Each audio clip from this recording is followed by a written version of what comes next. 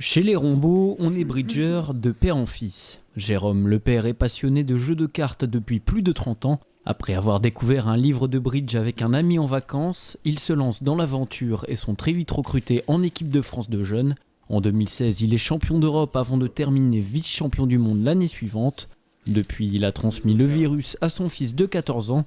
Aujourd'hui, Jérôme Rombaud est en charge avec une équipe du site Funbridge qui permet de jouer en ligne au bridge. Un succès retentissant qui lui permet de vivre de sa passion. Là, depuis 20 ans, ça a marché du feu de Dieu, puisque maintenant, il y a près de 300 000 personnes qui jouent depuis 250 pays dans le monde.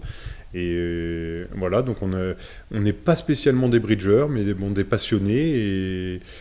Et on a réussi à faire vraiment un beau produit et qu'on continue à essayer d'améliorer chaque année.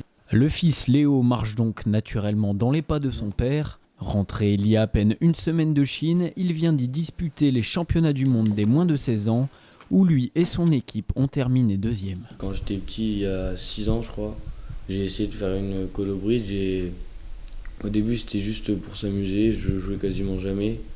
Et après j'ai été appelé dans le groupe France il y a 2 ans. Et là j'ai fait un entraînement une fois par semaine et là je vais commencer à bien m'y mettre à jouer.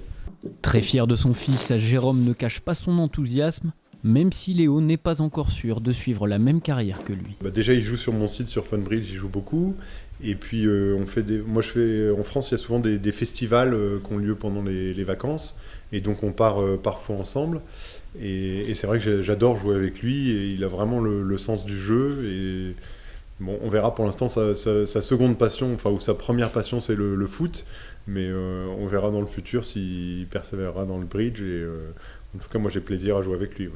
Il a quand même des qualités intrinsèques. Alors, je ne sais pas si ça se transmet de père en fils, mais naturelles, en tout cas, il est vraiment très, très doué. Bon, après, au foot, il est doué aussi, mais il y a plus de concurrence, on va dire. Et là, c'est qui le papa ?